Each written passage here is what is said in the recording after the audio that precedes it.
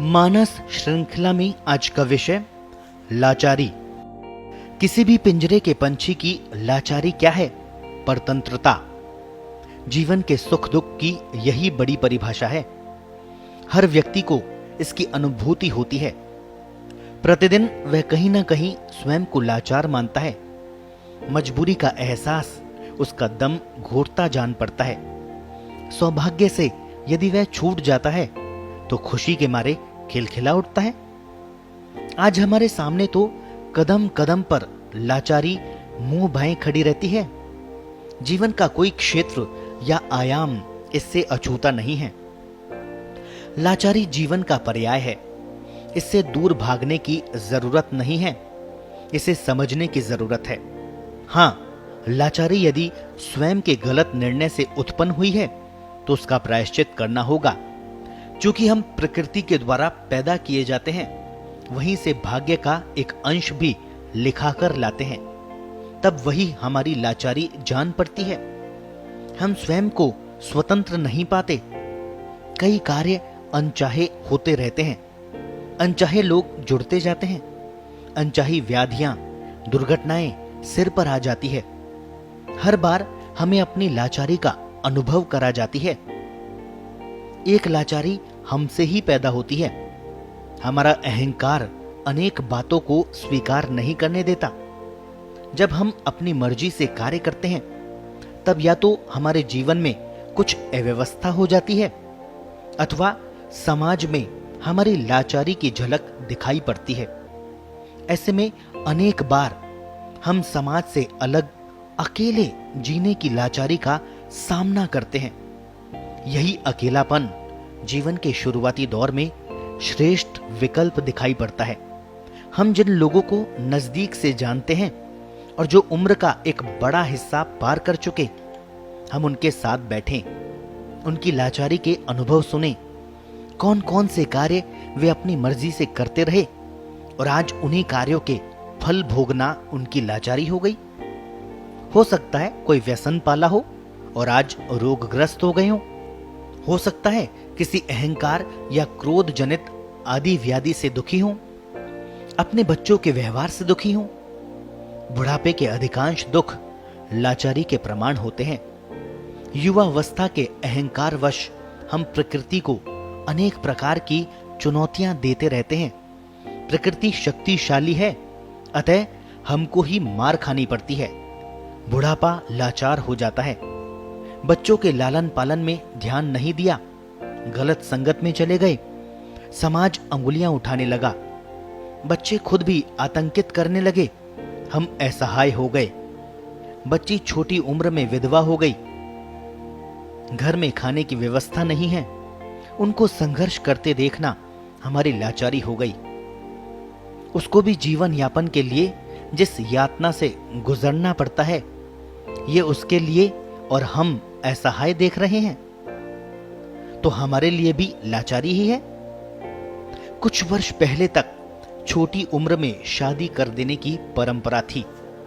आज हम मानते हैं कि ये उनके लिए लाचारी ही थी, कोई विकल्प ही नहीं था। आज जब बड़े बच्चों की शादी होने लगी, उनकी मर्जी से होने लगी, तब देख रहे हैं कि उनका दो बने रहना भी लाचारी हो गई। समर्पण के साथ एक हो जाना इनकी नियति ही नहीं है। दोनों के अहंकार का नित्य टकराव लाचारी बन गया। सुख को भूल जाना भी लाचारी, बच्चे का टीवी के भरोसे बड़ा होना भी लाचारी, शिक्षा में अच्छा इंसान नहीं बन पाना भी लाचारी हो गया, अच्छी शिक्षा पाकर भी नौकर बनना लाचारी, घर से दूर जीना भी आज की नई मजबूरी, समाज की नकली मर्यादाओं में बंद कर जीना भी लाचारी, काले धन वालों से घिरे रहना धर्म गुरुओं की लाचारी। जैसे कांग्रेस और भाजपा में से ही एक को चुनना हमारे लोकतंत्र की लाचारी है। इसीलिए किसी को जनता का ध्यान रखने की जरूरत नहीं लगती। कुर्सी पर बैठकर सब एक जैसे लगते हैं। वास्तव में जीवन इतना लाचार नहीं है। मनुष्य इतना दुर्बल भी नहीं है कि अपनी जरूरतों को पूरा न कर सके। वह जरूरत से अधिक पाने की चेष्टा करने लगता है तब समझौता करता चला जाता है। वह कभी जीवन की ओर झांकना ही नहीं चाहता। जीवन के यथार्थ को समझने का कोई प्रयास ही नहीं करता। अपनी क्षमताओं को विकसित करने तथा दुर्बलताओं को दूर करने पर चिंतन ही नहीं करता। उसे पता ही नहीं कि जीवन किस पर टिका है और कैसे। कभी संपूर्ण सृष्टि के मध्य में खड़े होकर तो यथार्थ को देखें। कैसे आकाश मुझे घेरे हुए है, वायु मेरे चारों ओर बह रही है, सूर्य की ऊर्जा मुझे कुछ करने को प्रेरित कर रही है, पृथ्वी मुझे शक्ति देती चली जा रही है। मन में न जाने क्या क्या इच्छाएं उठ रही है। अनेक विचार एक के बाद एक मेरी बुद्धि को घेर रहे हैं और मुझे खुद कुछ भी नहीं करना पड़ रहा। कितना सौभाग्यशाली हूं मैं। चारों ओर से तरह तरह की ध्वनियां आकर मेरे भीतर प्रवेश कर रही है, मेरे अवचेतन में प्रवेश कर रही है और मुझे इसकी भनक भी नहीं पड़ती। जैसे गर्भावस्था में ध्वनियां मेरे तक पहुंचती थी, मैं सुनने का कोई प्रयास नहीं करता था किंतु पहुंचती थी। इन्हीं ध्वनियों ने मेरा निर्माण किया है, आज भी कर रही हैं और मैं जानता ही नहीं। कितना दे रही है मुझे हर क्षण। क्या मैं इस सब का उपभोग भी कर सकता हूं? कभी सोचा तक नहीं।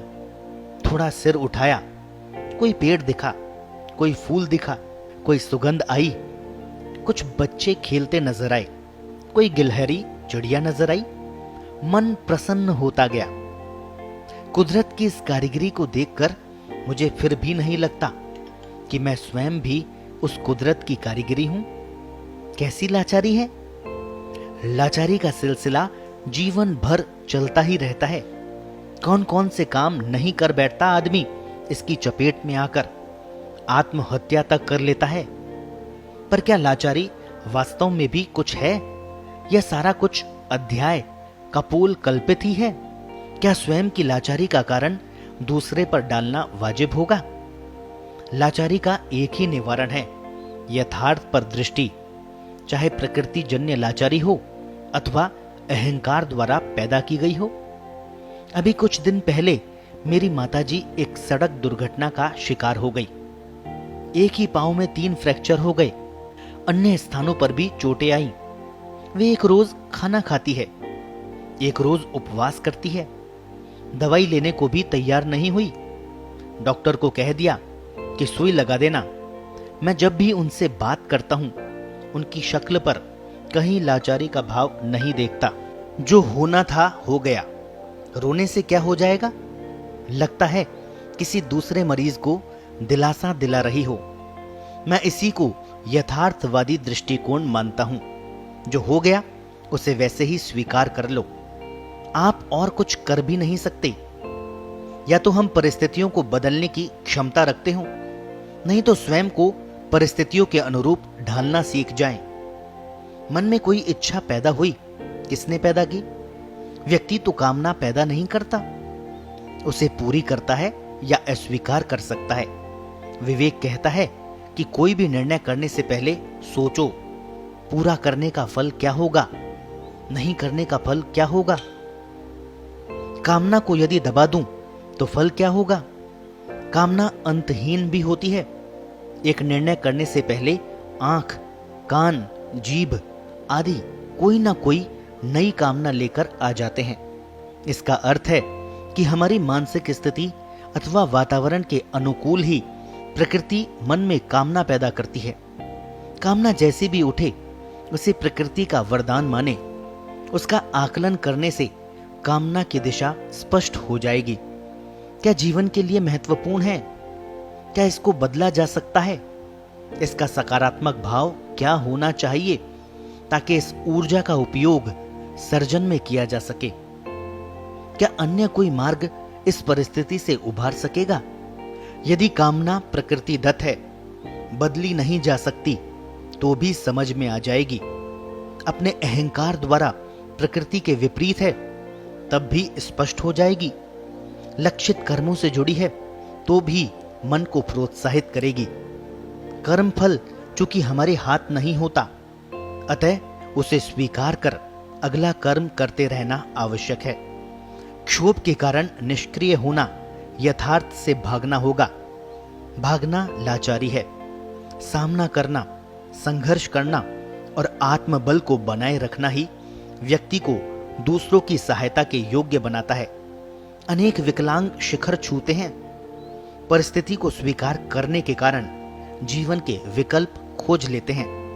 स्वीकारोक्ति अथवा विकल्प ही लाचारी का समाधान है।